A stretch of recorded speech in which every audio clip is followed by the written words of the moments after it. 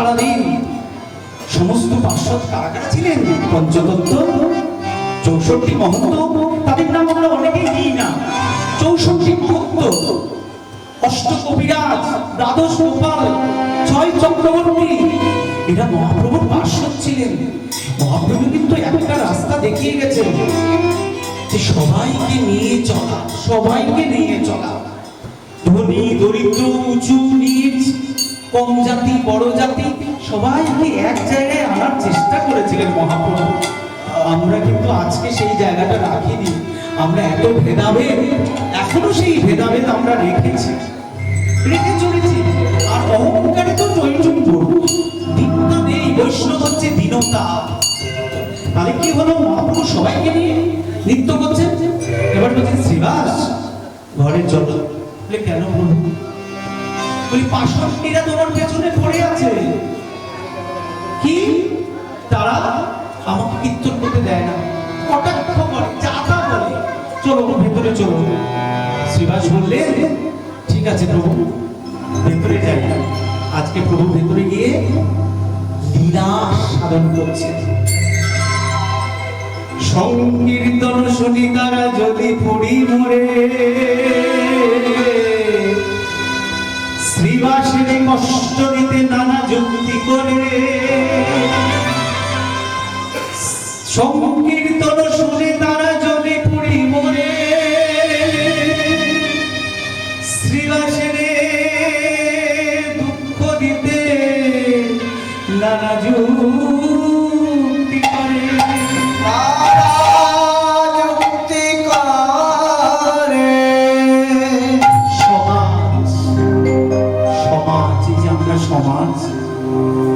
সমাজ যা বলবে তাই ঠিক।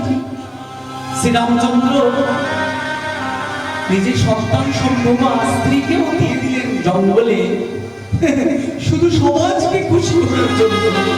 তাই রে সমাজ, তুমি সত্যি বলছো মিথ্যে বলছো তাহা প্রমাণ দেওয়ারও জায়গা নেই। প্রভুকেও কষ্ট বরণ করতে হয়েছে শুধু সমাজের জন্য। আর আমার মহাপ্রভু একটা জাগরণ আনছেন, আন্দোলন আনছেন, পরিবর্তন আনছেন। তাকে কত জ্বালা সহ্য করতে হয়েছে। বলছেন কি করছে? ওই মরা চামড়াগুলো দিয়ে শ্রীকোল বানিয়েছে। মরা চামড়া দিয়ে। আর শ্রীকোলের বাইনা কি বলে? দে দই, দে দো। আরে আজকে আমরা বলছি মহাপ্রভু, শ্রীকোল মানে মহাপ্রভু।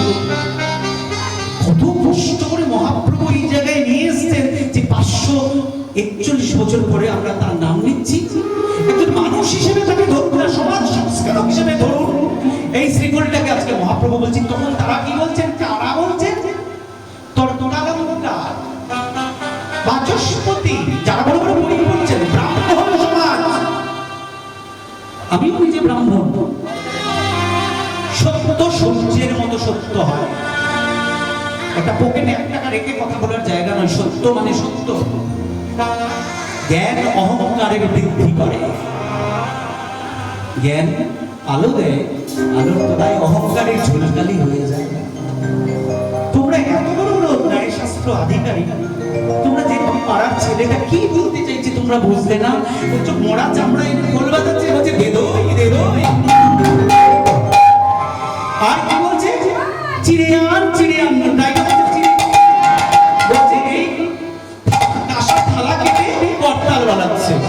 আর করতাল কি বলছে? মেখে চুপি খা, মেখে চুপি খা। করতালে অদ্বৈত চপল। বাসুদেব ঘোষ লিখছেন, গোবিন্দ মৃদঙ্গ লইয়া বাজায় তাতা ধুইয়া ধুইয়া। আজকে কোথায়? আর করতালে অদ্বৈত চপল। তিনি বসে আছেন। আমরা সবচেয়ে বেশি মনে করি করতাল আমার কি, ও একটা তালি দিয়ে দিলেই হলো।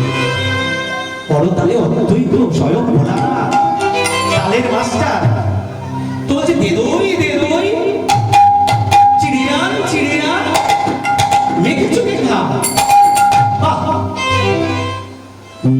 তর্কালঙ্কার আর আরেকজন ন্যায়শাস্ত্র চূড়ামণি, তর্ক চূড়ামণি, দুজনে ভাবলো কি হচ্ছে নবদ্বীপে।